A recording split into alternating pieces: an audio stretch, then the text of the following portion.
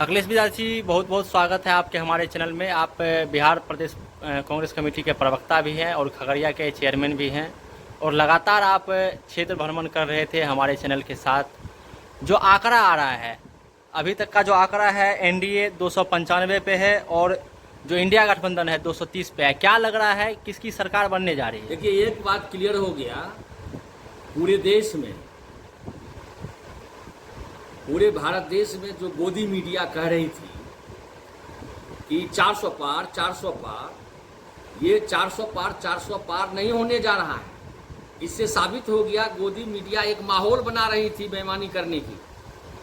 Election में बक्सर में भी 2 ट्रक ईवीएम पकड़ा गया, हम देख रहे थे लाइव।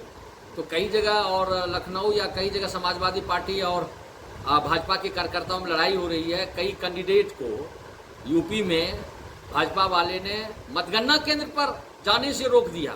वहाँ पे एकदम बराबर की लड़ाई है। और जहाँ पे राम राम भगवान आए थे, कह रहे थे, जबकि शंकराचार्य से पूजा कराना था और मोदी भगवान बन के पूजा कर रहे थे। फंस गए मोदी वहीं यूपी में, और राम जी के चक्कर में मोदी जी, आदरणीय राम जी के चक्कर में फंस गए।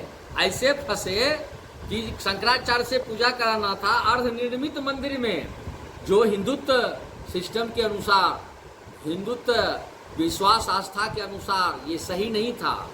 पूरे मंदिर बन जाना था। ये चुनाव के हड़बड़ाहट में राम मंदिरों को स्थापित कर दिया गया, जो कि वहाँ की जनता ने नकार दिया। और समाजवादी पार्टी एक बड़े दल के रूप में कांग्रेस के साथ उभरी है और वहाँ पे 41 से 42 सीट 80 में लेने जा रही है। और यूपी ने, अयोध्या ने, बनारस ने वहाँ पे रोक दिया है। देखिए, 400 पार की जो बात चल रही है, कहीं यूपी में ही तो इसका ब्रेक नहीं लगा हुआ? एकदम यूपी ने ब्रेक लगा दिया है, इसमें कोई शक नहीं है। और वहाँ पे कार्यकर्ता काउंटिंग हॉल में बाहर भी एकदम जमजूट के जगह लगे हुए हैं। और मैं बिहार में भी कहता हूँ सारे 40 लोकसभा क्षेत्र में आम जन को कि ये बेईमान चोर की पार्टी है भाजपा, और ये कार्यकर्ताओं के साथ अंतिम तक, जहाँ 10,000 5,000 से फैसला होने वाली है, वहाँ अंतिम तक सारे कार्यकर्ता, महागठबंधन के कार्यकर्ता काउंटिंग हॉल के बाहर जमे रहें।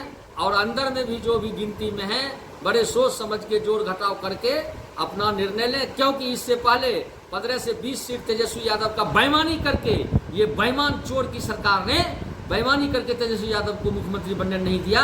और हो सकता है कि 5 से 10 सीट भी इस तरह 10-20 हजार वाले अभी भी बेईमानी कर सकते हैं। लेकिन बिहार में ये बेईमानी ये लोग करते हैं अफसरशाही से मिलके। इसके लिए हमारे काउंटिंग एजेंट जितने भी महागठबंधन के हैं वो सतर्क रहें और लड़ने मरने के लिए तैयार रहें कि अगर बेईमानी करे तो निश्चित रूप से उसे रोकें।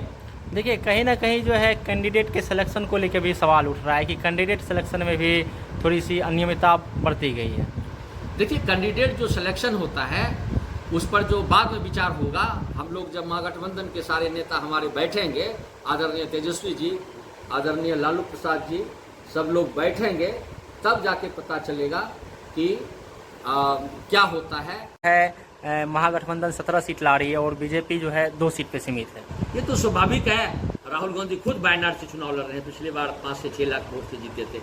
उनका प्रभाव तो पड़ना ही है। राहुल गांधी कन्याकुमारी वहीं पे है और उसी आसपास से यात्रा चालू किए थे। केरल भी गए थे, कर्नाटक भी गए थे, महाराष्ट्र गए थे, हैदराबाद गए थे, तेलंगाना गए थे, सारे राज्य होते हुए आए थे। और गुजरात और राजस्थान, दिल्ली होते हुए अपनी यात्रा को समाप्त किए थे। तो ये साधारण बात नहीं है कि राहुल गांधी देश के सर्वमान्य नेता हैं और नेता रहेंगे। उनको कोई लोभ नहीं है, कोई ये नहीं है, ईगो नहीं है। वो जन जन के नेता हैं। और इस चुनाव में राहुल गांधी एक की लोकप्रियता, एक आड़े, एक शेर की भूमिका के रूप में और मोदी से डरने वाले नहीं की भूमिका के रूप में, जिस तरह ईडी द्वारा तंग किया गया, 12-14 घंटे तक पूछताछ की गई गलत ढंग से, उसका जवाब जनता ने दे दिया है। जिस तरह मोदी जी ने पकौड़े बनाने के लिए कहा, उस तरह राहुल गांधी के नेतृत्व में जवाब मोदी जी को मिल गया है। 400 पार सब मोदी मीडिया समाप्त हो गया है। और किसान मजदूर की सरकार, युवाओं की सरकार, महिलाओं, गरीब दलितों की सरकार बनने जा रही है। देखिए, जो आंकड़ा अभी तक खुल के आ रहा है कि एनडीए जो है 295 और कांग्रेस जो है महागठबंधन जो है 230। क्या लग रहा है कि अब यहीं पे जो है यह जो मंजर है यहीं पे थम देखिए, जाएगा। आप इस गणित को नहीं समझे, इस गणित को समझिए। इसमें 30 सीट नहीं जोड़ा गया है ममता बनर्जी का, जो ममता बनर्जी हमारे फ्रंट के ही अखिलेश यादव नेता है, उनके साथ राजनीति करते हैं, उनको जोड़ा नहीं गया है। आपको बगल में बिजू पटनायक के 1-2 सीट को नहीं जोड़ा गया है। आपको चंद्रबाबू नायडू के सीट को बीजेपी में जोड़ा गया है, मान लीजिए। तो कई सीट हैं, और हमारे चचा आदरणीय नीतीश कुमार जी कई बार इधर उधर गए हैं, आए हैं, तो उनको भी, उनसे भी बातचीत की जाएगी। और आदरणीय तेजस्वी यादव चचा जी से बराबर बात करते रहते हैं।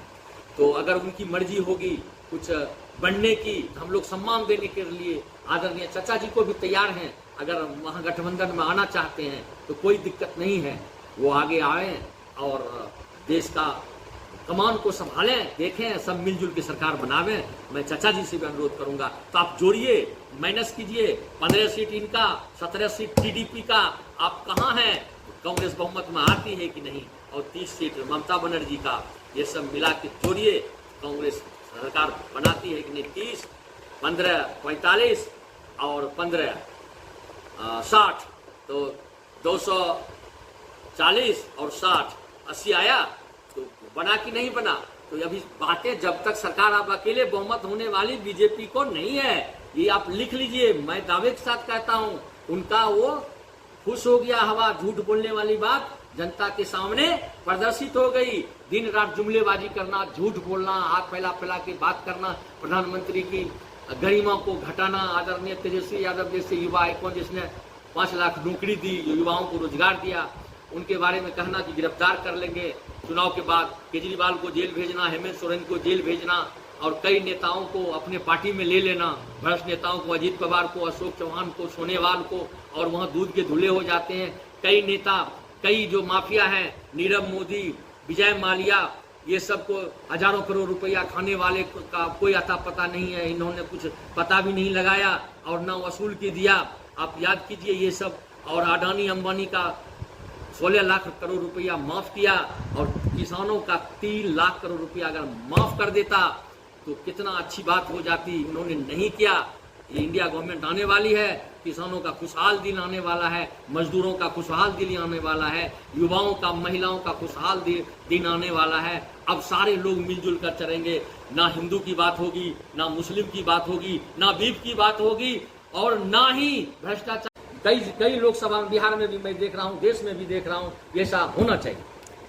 कहीं ना कहीं बीजेपी के जो नेता है वो खुलकर बोलने लगे हैं कि एनडीए की सरकार बन रही, इसलिए कांग्रेस वाले जो है ईवीएम पे सवाल उठा रहे हैं। तो ये आरोप लगाने से क्या होगा? वो ईवीएम पर लगातार उन्होंने गड़बड़ी पैदा की। बड़े बड़े देश, अमेरिका, जापान, फ्रांस, जर्मनी, सारे जगह ईवीएम बंद, ब्रिटेन ईवीएम बंद हो चुके हैं। सारे जगह बैलेट पर वोट हो रहा है। अमेरिकन राष्ट्रपति चुनाव बैलेट पर होता है, तो क्यों नहीं इंडिया का चुनाव बैलेट पर होगा? क्योंकि ये लोग ईवीएम को हैक करके दिखाया गया है, और कई जगह हैक करने का प्रयास करते भी हैं। कई जगह ईवीएम इधर उधर करने का प्रयास किया जा रहा है, किया जाता रहा है, और अफसर के द्वारा भी इसमें गड़बड़ी पैदा की जाती है। इसलिए ईवीएम पर शक होता है। सतर्क रहने की जरूरत है कार्यकर्ताओं को, और पैनी नजर से पूरे महागठबंधन के कार्यकर्ताओं को देखना होगा, क्योंकि ये किसानों का सवाल है, बेरोजगारों का सवाल है। ये मोदी पकौड़ा बनाने युवाओं को कह रहे हैं। हमारा किसानों का ऋण माफ होगा, देश का कल्याण होगा, युवाओं का कल्याण होगा, गरीब महिलाओं का कल्याण होगा।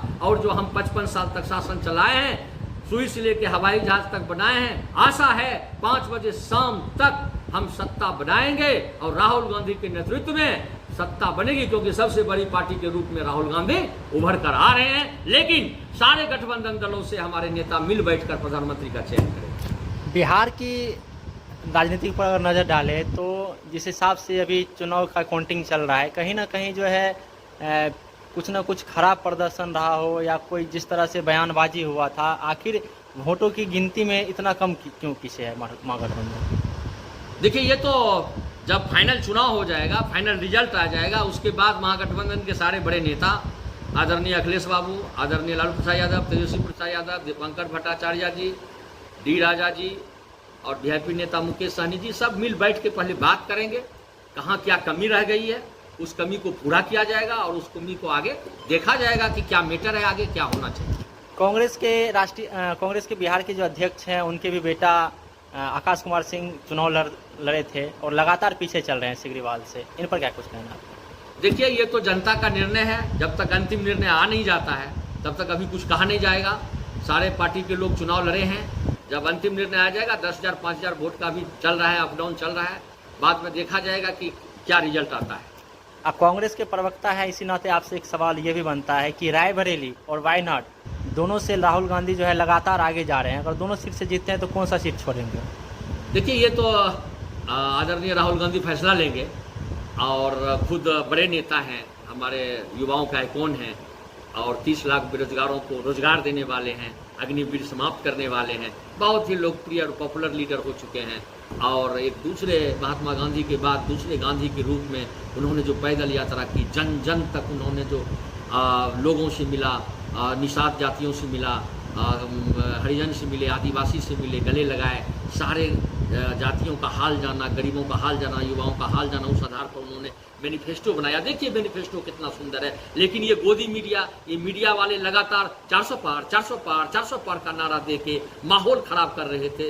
हाय मोदी, हाय मोदी, हाय अमित शाह, ये रंगा बिल्ला की जोड़ी देश को बर्बाद करने की ओर तुले हुए थे। इसलिए राहुल गांधी मान्य नेता है। सीट कम आना, सीट ज्यादा आना ये मायने नहीं रखता है। मायने रखता है राहुल गांधी की लोकप्रियता बढ़ी है, इस चुनाव में आगे आई है। राहुल गांधी का नेतृत्व जनता ने स्वीकार किया है। देखिए, जीत हार का जो फैसला है वो बहुत कम वोटों से हो रहा है। कहीं ना कहीं देखा जाए तो ये राहुल गांधी की लोकप्रियता का असर तो नहीं है?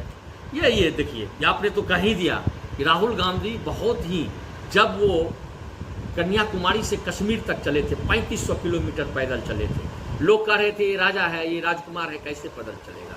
लेकिन एक जज्बा था, एक जुनून था ये गांधी परिवार में, जिस गांधी परिवार ने 2 बलिदान दिया।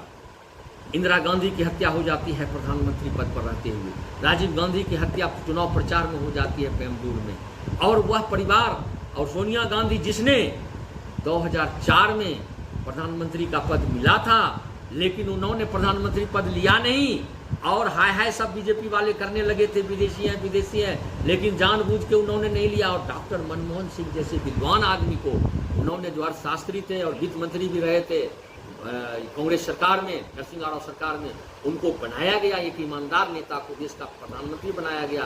प्रधानमंत्री पद भी उनके लिए कोई महीने का चीज नहीं है। जन सेवा, जन भावना महीने का चीज है, जिस पर मोदी जी ने ईडी के द्वारा, सीबीआई के द्वारा उनको तंग और परेशान किया गया। आदरणीय राहुल गांधी को, आदरणीय सोनिया गांधी को 10-10 घंटे तक, वो बीमार महिला है, उनको पूछा गया जो कि उचित नहीं था। इस सब का भी असर युवाओं पर पड़ा है, देश के नागरिकों पर पड़ा है कि ये पार्टी जो है कांग्रेस को बर्बाद करना चाहती है, जो कि उचित नहीं। अगर तमिलनाडु की राजनीति पर ध्यान दे, तमिलनाडु के काउंटिंग पे ध्यान दे तो 29 सीट है, टोटल 39 सीट है, जिसमें से डीएमके जो है 21 और कांग्रेस 8। जबरदस्त प्रदर्शन देखने को मिल रहा है वहाँ पे कांग्रेस के द्वारा, जबकि बीजेपी का खाता भी नहीं खुला है। देखिए, वहाँ स्टालिन, करुणानिधि बहुत बड़े नेता हैं, बैकवर्ड के, ओबीसी समाज के बहुत बड़े लीडर थे और लगातार वो मेहनत किए जा रहे हैं। वहाँ बीजेपी की दाल गलने वाली नहीं है, वहाँ झूठ सही का खेल होता नहीं है और वहाँ पूरी तरह हमारा महागठबंधन पूरी तरह 2/3 से भी ज़्यादा बहुमत से आगे चल रही है। और स्टालिन साहब की लोकप्रियता और राहुल गांधी की लोकप्रियता तमिलनाडु में बढ़ चल। केरल के बारे में क्या कहना चाहेंगे? वहाँ पे जो है महागठबंधन 17 सीट ला रही है और बीजेपी जो है 2 सीट पे सीमित है। ये तो स्वाभाविक है। राहुल गांधी खुद वायनाड से चुनाव लड़ रहे हैं, पिछली बार 5 से 6 लाख वोट से जीते थे।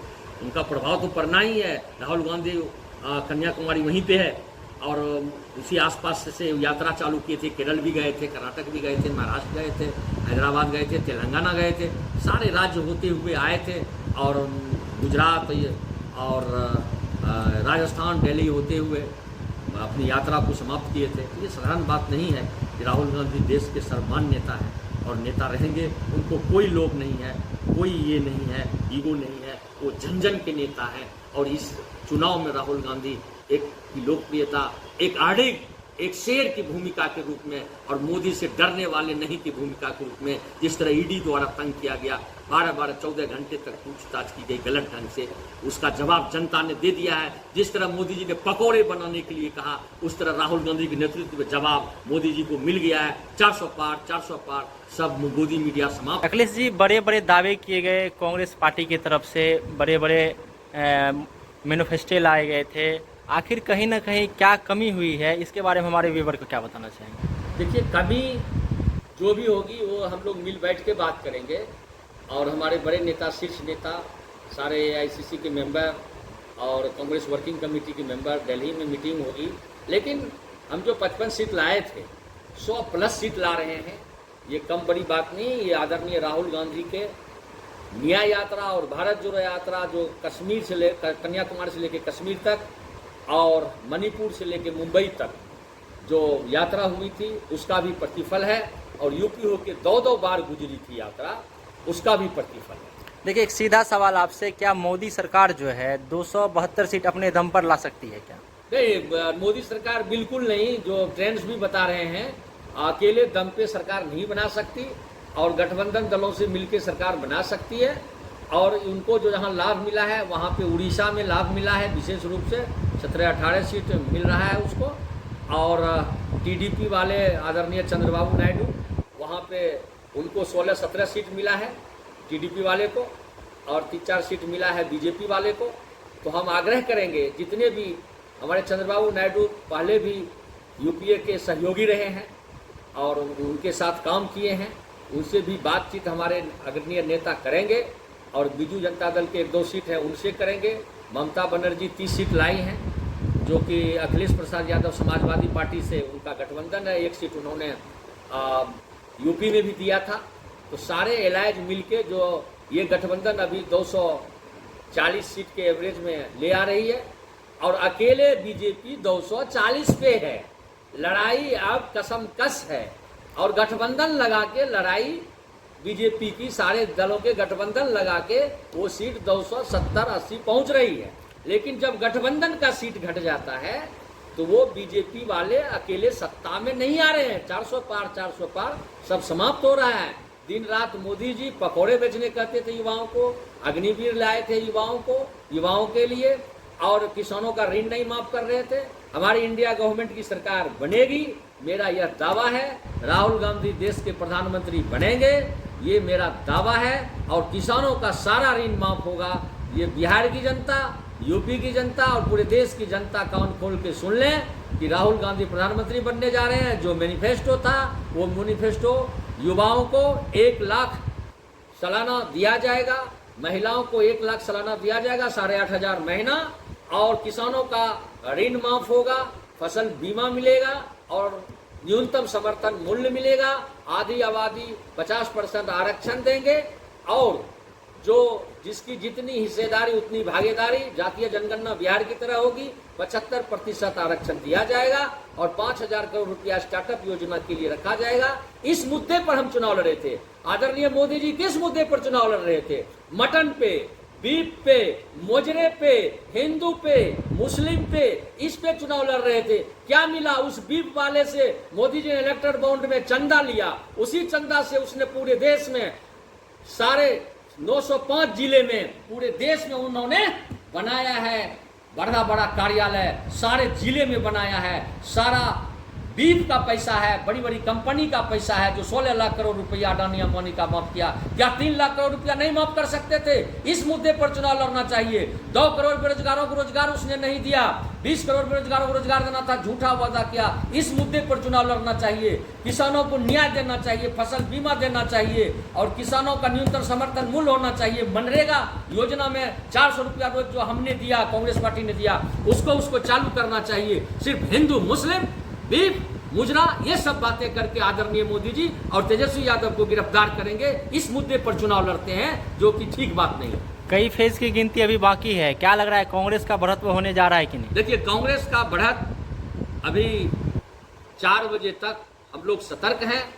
चुनाव आयोग के भी कंप्लेन कर चुके हैं और सुप्रीम कोर्ट ने भी फैसला दिया है कि 7 दिन तक हमको समय मिलेगा। अगर जहां भी 10,000 5,000 वोट के अंतर की बात होगी अगर क्लीन रूप से नहीं इन लोगों ने जांच किया, जनमतगणना नहीं की, तो एफआईआर किया जाएगा, केस किया जाएगा। केस कर उसके बाद हम लोग न्यायालय का शरण लेंगे। और सुप्रीम कोर्ट ने यह भी कहा है पूरे रिटर्निंग अफसर को कि 46 दिन तक ईवीएम को उसी अवस्था में रखा जाएगा। इधर आज की बात है, मैं फेसबुक न्यूज में एक जगह देख रहा था डायरेक्ट लाइव, बक्सर में 2 ट्रक बक्सा ईवीएम का इधर से उधर निकल रहा था, जो कि कहीं ना कहीं ये लोग गड़बड़ी करता है। और बिहार में पिछली बार इन्होंने गड़बड़ी करके चुनाव फैसला लिया था, कई जगह इन्होंने मतगणना को प्रभावित किया था जो अनुचित है। देखिए, चुनाव आयोग को लेकर भी कहीं ना कहीं सवाल उठ रहा है, आपने बक्सर की जिक्र किया, इस पर क्या कुछ कहना चाहेंगे? देखिए, चुनाव आयोग लगातार घेरे में है। मैं बार बार कह रहा हूं, ये मोदी जी से प्रभावित रहते हैं। और मैं ये कहना चाहता हूं कि वीपैट की गिनती होनी चाहिए। जो चुनाव आयोग ने फैसला नहीं दिया, तत्काल माननीय सुप्रीम कोर्ट ने नहीं दिया है, लेकिन जो भी सुप्रीम कोर्ट ने कहा है 46 दिन तक ईवीएम रखेंगे और 7 दिन तक मौका मिलेगा।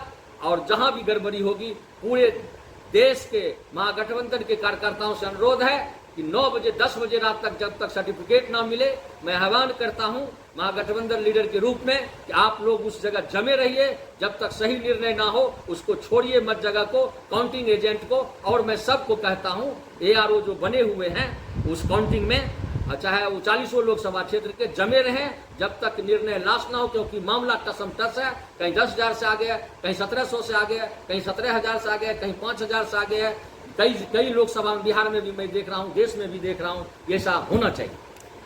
कहीं ना कहीं बीजेपी के जो नेता है वो खुलकर बोलने लगे हैं कि एनडीए की सरकार बन रही, इसलिए कांग्रेस वाले जो है ईवीएम पे सवाल उठा रहे हैं। तो ये आरोप लगाने से क्या होगा? वो ईवीएम पर लगातार उन्होंने गड़बड़ी पैदा की। बड़े बड़े देश, अमेरिका, जापान, फ्रांस, जर्मनी, सारे जगह ईवीएम बंद, ब्रिटेन ईवीएम बंद हो चुके हैं।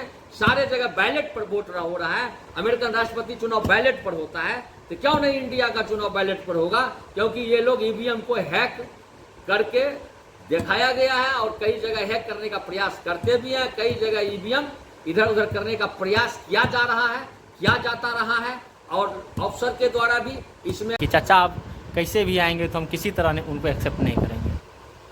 देखिए, राजनीति में सब चीज गिरहा नहीं होता है, उसको बोला जाता है कि गठरी नहीं माना जाता है। समय के अनुसार राजनीति में ना कोई अस्थायी दोस्त होता है, ना दुश्मन होता है, जिद नहीं चलती है। सारे नेता बैठेंगे, राहुल गांधी, खड़गे जी, आदरणीय लालू प्रसाद जी, शरद पवार जी, उद्धव ठाकरे जी, स्टालिन जी, केजरीवाल जी, हेमंत सोरेन की पत्नी है कल्पना सोरेन जी, चुनाव जीत रही है एमएलए में। वो सब बैठेंगे और उसके बाद तब जाके क्लियर होगा देश में सत्ता और शासन कैसे चलाया जाए। चंद्रबाबू नायडू को भी पुकारा जाएगा, भाई आइए, आप और नीतीश कुमार एक साथ रहे हैं, एक साथ इसमें आ जाइए, इसमें दिक्कत क्या है? लेकिन अकेले सरकार भाजपा नहीं बना रही है। इससे बड़ा झटका भाजपा को और नहीं मिल सकता, जो झूठे झूठे वादे करते थे। और अगली बार भाजपा साफ होने जा रहा है। देखिए, ये तो फाइनल हो चुका है कि बीजेपी जो है वो 400 वोट नहीं ला रही है और ना ही अपने दम पर जो है 272 सीट ला रही है। आखिर क्या वजह रही है? बीजेपी लगातार जो है 10 साल से राज कर रही है, कहीं ना कहीं जनता के बीच में कहीं पकड़ कमज़ोर तो नहीं पड़ा है बीजेपी का? देखिए, जनता के बीच तो पकड़ कमजोर क्यों नहीं होगी? प्रधानमंत्री जी की भाषा आप बिहार में 15 सभाओं में संबोधित किया, गली गली वो घूमना चालू किए, 2-3 रोड शो कर दिए, और उन्होंने जो भाषा गलत सलत बोलना चालू किया कि बीफ की बात करते थे, मुस्लिम की बात करते थे, मुस्लिम के आरक्षण की बात करते थे। आज तो चुनाव समाप्त हो गया, क्या मुस्लिम को, ओबीसी जो मुस्लिम है उसको आरक्षण नहीं है क्या? आज से है क्या? लालू जी दे दिए हैं क्या? वो तो बहुत पहले से, कांग्रेस के समय से संविधान जब बाबा साहब अम्बेडकर का बना था उसी समय से आरक्षण है। जो ओबीसी आरक्षण, ओबीसी है मुस्लिम में, उसको मिला है। जो उसमें भी जनरल है उसको जनरल कास्ट का मिला है आरक्षण। तो इसमें नई बात क्या है? ये भ्रम पैदा करने वाले हैं ये मोहन भागवत को लेके भाजपा आरएसएस वाले। तो आरएसएस वाले आज़ादी के समय में अंग्रेज के साथ हुआ करते थे, भाजपा और आरएसएस वाले, वो क्या बात करेंगे? जिसने आज़ादी दिलाई देश को, 1885 में कांग्रेस की स्थापना हुई और उसने आज़ादी की लड़ाई लड़ी। जिसने, नेहरू ने करोड़ों अरबों रुपये का दान जमीन दे दिया, कई महल दे दिया, उसकी बात करते हैं, उस खानदान की बात करते हैं। जिसने 2-2 बलिदान दे दिया, जिस इंदिरा ने लाहौर में 92,000 सैनिकों को सरेंडर करा दिया, बांग्लादेश को अलग करा दिया, उस जैसी शेरनी और दुर्गा, वाजपेयी ने उसे दुर्गा नाम दिया था। और ये मोदी जी अब शब्द का यूज करते हैं। मोदी जी क्या किए? 370 लाए, सीए लाए, एनआरसी लाए, क्या किए, इससे क्या होता है? कुछ नहीं होता है। ये विवादास्पद मुल्ला ला के मतलब ला के और दूसरे को भला फुसला के काम करते रहते हैं। ये कोई तरीका है क्या? देखिए, सारण लोकसभा की अगर बात करें तो रोहिणी आचार्य जो है लगातार पीछे है, और सिगरीवाल वहाँ और जो है वहाँ से लगातार जो है एनडीए के जो कैंडिडेट है वो आगे चल रहे हैं। देखिए, अभी अंतिम निर्णय आ रहा है, अंतिम निर्णय आएगा तब पता चलेगा कहाँ क्या होता है। 5 बजे शाम में हम लोग फिर मिलेंगे 5:30 बजे कि इसमें और क्या होने वाला है, क्योंकि अभी फाइनल रिजल्ट है नहीं, इस पर कमेंट करना बेकार है। कर्नाटक के जो विधानसभा चुनाव हुआ था उसमें कहीं ना कहीं बीजेपी का अच्छा प्रदर्शन नहीं हुआ, लेकिन अभी जो मैं देख पा रहा हूँ बीजेपी 16 सीट वहाँ से जीत रही है। अभी देख रहे हैं आप, रेवन्ना जो महिलाओं के साथ अत्याचार किया था, चुनाव हार गए असम से, जो प्रधानमंत्री देवगौड़ा के पोते। ऐसा नहीं है कि बहुत पीछे नहीं है, दोनों में टकराहट है, थोड़ा ज़्यादा कम है, और अच्छा सीट लाया, पिछली बार से अच्छा सीट लाया है। ये देखिए, तब ना 400 पार कम गया पिछली बार से। आप राजस्थान में लीजिए, 11 सीट कांग्रेस ले आ रही है, 25 का 25 सीट गोल था पिछली बार।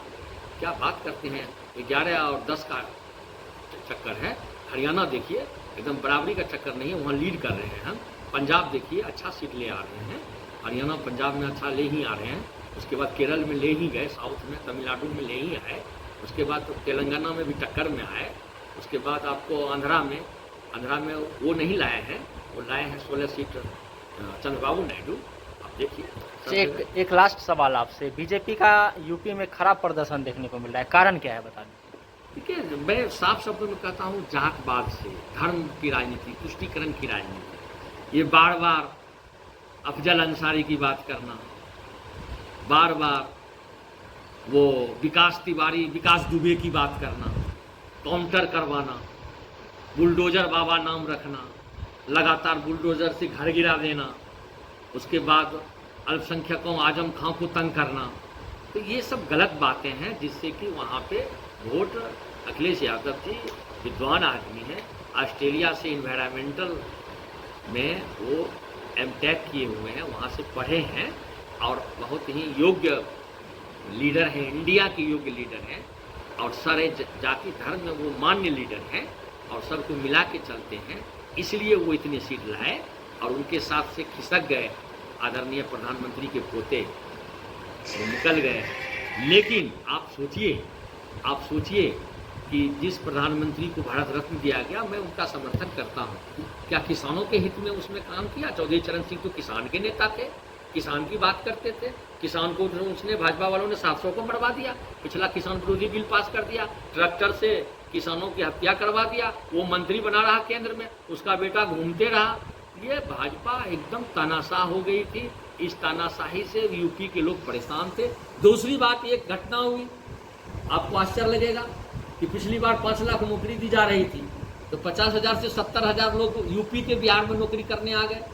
तेजस्वी यादव जी ने मौका दिया उनको, और उनका भी प्रभाव पड़ा है वहाँ पे कि ये गठबंधन जो है, महागठबंधन और सब मिलकर इंडिया है, इसलिए जो है यूपी में उसका प्रभाव पड़ा, उससे भी कुछ वोट परसेंटेज बढ़ा है। आपको लीजिए, स्वामीनाथन कमेटी के जो चेयरमैन है किसान के, उनको भारत रत्न दिया गया ना। तो स्वामीनाथन कमेटी का रिपोर्ट है, किसानों का ऋण माफ करो, न्यूनतम समर्थन मूल्य दो, समय समय पर धान अनाज गेहूं 17 फसल का निर्धारित करो। उसने निर्धारित क्या किया? सिर्फ उसको भारत रत्न देकर वोट की राजनीति कर दिया। आदरणीय कर्पूरी ठाकुर को भारत रत्न तो दे दिया, वह राजनीति करने के लिए कि भारत रत्न दे दिया, अति पिछड़ा का वोट ले, लेकिन आदरणीय कर्पूरी ठाकुर के 75% अति पिछड़ों की राजनीति जो हो रही थी, आरक्षण की राजनीति दिया क्या? महिलाओं को 50% आरक्षण दिया क्या? अति पिछड़े को उसने विधानसभा और लोकसभा में आरक्षण दिया क्या? बिना आरक्षण दिए बिल पास कर दिया। वो मिलना चाहिए था, दलितों को आरक्षण मिलना चाहिए था, अल्पसंख्यकों को आरक्षण मिलना चाहिए था, ओबीसी को, महिलाओं में संसद और विधानसभा में आरक्षण मिलना चाहिए, उसके बगैर पास कर दिया। आप सिर्फ वोट के लिए आदरणीय कर्पूरी ठाकुर को भारत रत्न दे दिए, स्वामीनाथन को भारत रत्न दे दिए। यही सब बातें हैं। और याद कीजिए कि 16 लाख करोड़ रुपया आपने किसानों का ऋण माफ किया क्या? लेकिन आपने माफ कर दिया अडानी अंबानी का, वह राजनीति करने के लिए कि भारत रत्न दे दिया, अति पिछड़ा का वोट ले, लेकिन आदरणीय कर्पूरी ठाकुर के 75% अति पिछड़ों की राजनीति जो हो रही थी, आरक्षण की राजनीति दिया क्या? महिलाओं को 50% आरक्षण दिया क्या? अति पिछड़े को उसने विधानसभा और लोकसभा में आरक्षण दिया क्या? बिना आरक्षण दिए बिल पास कर दिया। वो मिलना चाहिए था, दलितों को आरक्षण मिलना चाहिए था, अल्पसंख्यकों को आरक्षण मिलना चाहिए था, ओबीसी को, महिलाओं में संसद और विधानसभा में आरक्षण मिलना चाहिए, उसके बगैर पास कर दिया। आप सिर्फ वोट के लिए आदरणीय कर्पूरी ठाकुर को भारत रत्न दे दिए, स्वामीनाथन को भारत रत्न दे दिए। यही सब बातें हैं। और याद कीजिए कि 16 लाख करोड़ रुपया आपने किसानों का ऋण माफ किया क्या, लेकिन आपने माफ कर दिया अडानी अंबानी का। जियो कंपनी को आगे बढ़ा दिया आपने, हमारा BSNL को आपने बर्बाद कर दिया, रेल बेच दिया, तेल बेच दिया, हवाई जहाज बेच दिया, आरक्षण की नीति को समाप्त कर दिया कि आरक्षण ना रहेगा, ना बस रहेगा, ना बांसुरी बजेगी। आरक्षण के सिस्टम के अनुसार आपने प्राइवेटाइजेशन कर दिया कि वहाँ पे गवर्नमेंट नौकरी नहीं होगी, ना रेलवे में होगी, ना हवाई अड्डे पर होगी, ना अन्य कंपनी में होगी। आपने केंद्र सरकार में भी जो नौकरी खाली थी 30 लाख 32 लाख, उसको क्या नौकरी दिया आपने? बिल्कुल नहीं दिया। चलिए मान लेते हैं महागठबंधन का सरकार बन जाता है, तो जो महागठबंधन ने जो वादे किए थे वो पूरे होंगे क्या, या बीजेपी की तरह जुमले हो देखिए, जाएंगे? कांग्रेस पार्टी जो वादा करती है वो निभाती है। ये जुमलेबाज पार्टी नहीं है भाजपा। 2009 में 72,000 करोड़ रुपया किसानों का ऋण यूपीए सरकार, मनमोहन सिंह सरकार, जिसमें आदरणीय लालू जी रेल मंत्री हुआ करते थे, उस समय उसने माफ किया था। और फिर उन्होंने कहा ऋण माफ करेंगे, माफ करेंगे, बेरोजगारों को रोजगार 30 लाख देंगे, 1 लाख रुपया ग्रेजुएट युवाओं को देंगे 8,500 महीना 5 जुलाई से। जो राहुल गांधी बोले हैं 1 लाख रुपया सालाना देंगे 8,500 महीना महिलाओं को, उसके 5 जुलाई से उसके खाते में जाएगा। ये पहले कैबिनेट में पास होने जा रहा है। और 50% महिलाओं का आरक्षण देंगे, और सारे जातीय गणना होगा जैसे बिहार में हुआ, और सारे को आरक्षण को रोस्टर को अच्छी तरह किया जाएगा, और 75% आरक्षण दिया जाएगा, जिसमें 10% सामान्य वर्ग के लोगों को भी आरक्षण है, वहां भी दिया जाएगा।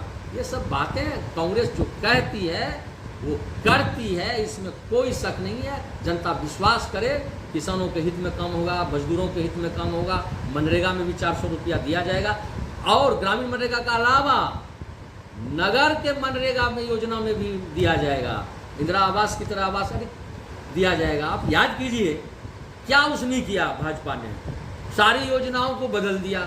राजीव गांधी विद्युत योजना को दीनदयाल विद्युत योजना, सिर्फ दीनदयाल उपाध्याय योजना, सिर्फ नाम को बदला, जवाहर रोजगार योजना को फिर दीनदयाल योजना, सारे नाम को चेंज किया, और कुछ किया है क्या? इंदिरा आवास को प्रधानमंत्री आवास लिख दिया। चीज तो वही कांग्रेस का ही है, सिस्टम तो वही कांग्रेस का है, सिर्फ उसने नाम बदल के नेहरू गांधी फैमिली को काम चलाना चालू कर दिया। उनको एनर्जी है, जनसंघ वाले को, ये दक्षिण पंथ वाले को, गरीबों को चूसते रहो, झूठ बोलते रहो, युवाओं को पकौड़ा पका के खिलाते रहो, उसको रोजगार मत दो। यही भाजपा का नीति है, रणनीति है। बड़ी खबर इस वक्त आ रही है, राहुल गांधी 2 लाख मतों से आगे हैं रायबरेली जी। तो वो तो स्वाभाविक क्रिया है ना। तो 2 लाख क्या, वो 4-5 लाख वोट से जीतेंगे, और वायनाड से भी जीतेंगे। ये इतने पॉपुलर लीडर हैं, दोनों की जोड़ी। कहता था शहजादे, बोलते थे आदरणीय मोदी जी, शहजादे, उधर अखिलेश यादव को, इधर राहुल गांधी को, इधर तेजस्वी यादव को शहजादे बोलते थे। ये शहजादे का पता चल गया, यूपी में कैसा झटका मारा दोनों शहजादे ने। ये शहजादे कहते हैं, दिन रात पैदल चलने वाले को शहजादे कहते हैं, जिसने इतनी मेहनत की उनको शहजादे कहते हैं। जो धरतीपुत्र मुलायम सिंह यादव के पुत्र हैं, और एक बार मुख्यमंत्री रह चुके हैं, विपक्ष के नेता हैं, 3 बार सांसद रह चुके हैं, विधायक रह चुके हैं, उनके साथ सीबीआई का दुरुपयोग करने का प्रयास किया जा रहा था। आपको मालूम होना चाहिए। लोगों ने अब ईडी सीबीआई की बात नहीं सुनी, वो केजरीवाल को गिरफ्तार करके लोगों ने निर्णय दे दिया कि ये गिरफ्तारी गलत है। देखिए, खबर ये भी आ रही है कि यूपी में 2 युवक का जो मैजिक है वो चल गया, एक राहुल गांधी और एक अखिलेश यादव। एकदम चल जाएगा। अभी देश के यही आइकॉन है, राहुल गांधी, तेजस्वी यादव और अखिलेश यादव। ये जोड़ी बहुत बेजोड़ है, चलेगी। अगला मुख्यमंत्री बिहार के तेजस्वी यादव होंगे, देख लीजिएगा। चलिए, बहुत बहुत धन्यवाद, आपने इतना समय हमारे चैनल के साथ दिया।